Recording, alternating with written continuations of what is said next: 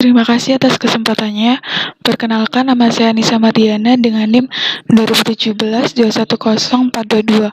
Di sini saya akan mempresentasikan hasil metodologi penelitian saya yang berjudul Pentingnya Perilaku Perencanaan Investasi, Niat Berperilaku, Literasi Keuangan Terhadap Perilaku Pengelolaan Keuangan Keluarga. Di sini saya akan menjelaskan latar belakangnya terlebih dahulu. Perilaku pengelolaan keuangan keluarga itu merupakan cerminan dari setiap manajer keuangan keluarga di keluarganya, dan termasuk dari salah satu terciptanya rasa aman dan sejahtera di keluarga tersebut. Terkadang masyarakat di sekitar kita masih banyak yang belum melek akan informasi mengenai perilaku pengelolaan keuangan keluarga yang baik dan benar dan seringkali kurang difikirkan oleh kalangan orang yang baru saja menikah untuk menyusun pengelolaan keuangan keluarga di masa yang akan mendatang. Apalagi semakin bertambahnya tahun, pendidikan akan semakin mahal dan membutuhkan pengelolaan keuangan yang ekstra pula. Berhasil atau tidaknya pengelolaan keuangan keluarga ini dapat ditentukan oleh beberapa faktor, di antaranya perilaku investasi, niat berperilaku, serta literasi keuangan keluarga yang dapat mengelola keuangannya dengan benar dan tepat. Di sini saya akan menjelaskan tentang perilaku perencanaan investasi. Investasi pada hakikatnya merupakan pendapatan sejumlah dana pada saat ini dengan harapan untuk memperoleh keuntungan di masa yang akan datang. Ada dua faktor yang dipertimbangkan dalam pengambilan keputusan, yaitu tingkat pengambilan risiko. Dalam berinvestasi ini, banyak instrumen yang dapat dipilih oleh individu tersebut, baik pada aset real seperti tanah, properti, dan real estate, ataupun emas maupun aset keuangan seperti saham, obligasi, sertifikat deposito, dan reksadana. Dalam berinvestasi, ada 5 faktor yang mempengaruhi pilihan investor. Yang pertama, yaitu ada keamanan dan risiko. Yang kedua yaitu ada komponen dan risiko. Yang ketiga ada pendapatan investasi. Yang keempat ada pertumbuhan investasi, serta yang terakhir ada likuiditas. Di sini ada keterkaitannya mengapa pengaruh perilaku perencanaan investasi terhadap perilaku pengelolaan keuangan keluarga itu saling berkaitan. Pada umumnya, investasi pada aset real mempunyai nilai satuan yang relatif besar dan mempunyai likuiditas yang relatif cukup rendah. Sedangkan aset keuangan mempunyai nilai satuan yang relatif kecil dan pada umumnya mempunyai likuiditas yang tinggi. Investasi yang relatif mudah untuk dilakukan saat ini adalah pada aset keuangan. Salah satu prinsip dalam berinvestasi adalah high risk, high return. Namun investasi tidak hanya mengenai pasar modal saja. Investasi juga bisa berupa deposito bank, tanah, properti, perhiasan, ataupun barang mewah. Hal ini menunjukkan bahwa perilaku pentingnya investasi ini saling berkaitan dengan pengelolaan keuangan keluarga. Selanjutnya ada niat berperilaku. Dalam teori planned behavior menyatakan bahwa penentu terpenting perilaku seseorang adalah intensi atau niat untuk berperilaku. Artinya, jika individu memiliki niat untuk melakukan suatu perilaku, maka individu cenderung akan melakukan perilaku tersebut. Sebaliknya, jika individu tidak memiliki niat untuk melakukan suatu perilaku, maka individu cenderung tidak akan melakukan perilaku tersebut. Namun secara umum, jika seseorang sudah memiliki niat berperilaku dalam pengelolaan keuangan keluarga, maka kemungkinan apa yang akan dikerjakan orang itu akan berhasil sesuai yang diinginkan atau diharapkannya, dan akan sukses dalam memberikan keuangan yang lebih dari cukup.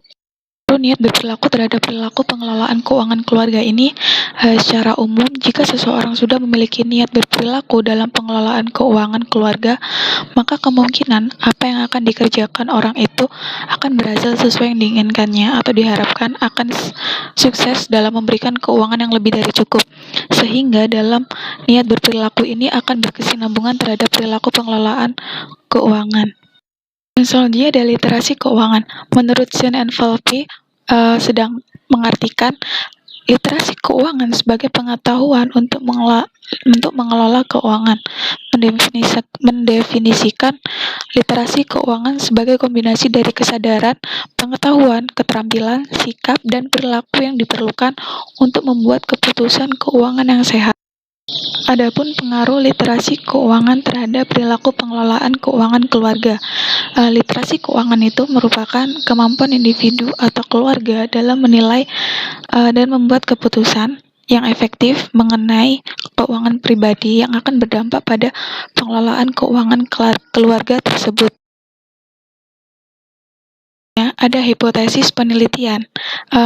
Pada yang sudah dijelaskan dari kerangka pemikiran yang sudah dijelaskan, dapat disusun hipotesis penelitian. Yang pertama, H1, apakah perilaku perencanaan investasi berperilaku positif atau negatif secara signifikan terhadap pengelolaan keuangan keluarga? H2, niat berpengaruh positif atau negatif signifikan terhadap pengelolaan keluarga.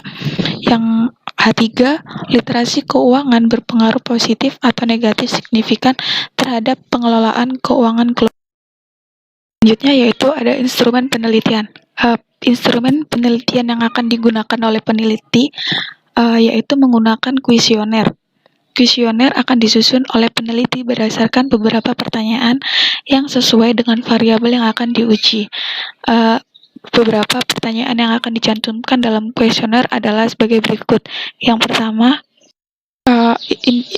ke-1, indikator perilaku pengelolaan keuangan keluarga, perencanaan, penganggaran, pemeriksaan, pengelolaan, pencarian, dan penyimpanan dana, serta pengendalian kegiatan keuangan dalam sebuah. Yang kedua yaitu ada indikator perilaku perencanaan investasi. Pengetahuan keuangan yang cukup, pengalaman keuangan, ketelitian untuk menganalisis portofolio dengan mempertimbangkan risiko dan return pada produk investasi. Yang ketiga ada indikator niat berperilaku. Di antaranya ada bagaimana menyikapi suatu rencana, berpegang teguh pada sikap, lalu yang terakhir ada fokus terhadap sikap. Dan yang keempat yaitu ada literasi keuangan. Yang terdiri dari pengetahuan keuangan dasar, pengelolaan hutang dan bank, serta investasi dan pasar modal asuransi. Selanjutnya ada populasi sampel dan teknik pengambilan sampel. Dalam penelitian ini, maka populasinya merupakan seluruh keluarga yang memegang pengelolaan keuangan. Teknik pengambilan sampel ini adalah dengan menggunakan teknik purposive sampling. Karena bertujuan mengambil sampel dari populasi berdasarkan kriteria tertentu sesuai tujuan penelitian. Adapun kriteria pada sampel ini yaitu yang pertama, responden adalah pengelola keuangan dalam keluarga. Yang kedua yaitu ada pendapatan yang dimiliki minimum sebesar 2.500.000. Selanjutnya yaitu ada data dan metode pengumpulan data. Di sini peneliti menggunakan data primer dengan menggunakan survei, yaitu memanfaatkan kuesioner yang ada, disebarkan melalui responden serta para pengelola keuangan keluarga. Responden ini akan mengisi kuesioner tersebut yang melalui medsos seperti Google Form. Maka peneliti, karena kondisi saat ini yang kurang mendukung akibat coronavirus ini, COVID-19, dan peneliti akan melakukan wawancara via telepon kepada responden yang dapat mudah dijangkau. Setelah itu, peneliti akan mengelola dan menganalisis data tersebut. Lalu yang terakhir ada teknik analisis data. Di sini peneliti menggunakan teknik analisis data yang terdiri dari dua. Yang pertama, analisis deskriptif dan analisis statistik. Analisis deskriptif ini dilakukan untuk mendeskripsikan variabel-variabel penelitian dari pernyataan-pernyataan yang terdapat pada kuesioner. Pada kuesioner yang telah dijawab oleh responden sehingga dihitung nilai rata-rata atau mean setiap indikatornya. Kemudian tahap selanjutnya adalah memaknai nilai dari setiap indikator. Nilai rata-rata tersebut dinilai berdasarkan nilai interval kelas yang dicari melalui rumus C sama dengan XN dikurangi X1 dibagi K. Lalu yang terakhir ada analisis statistik. Analisis statistik ini digunakan dalam penelitian adalah analisis regresi linear berganda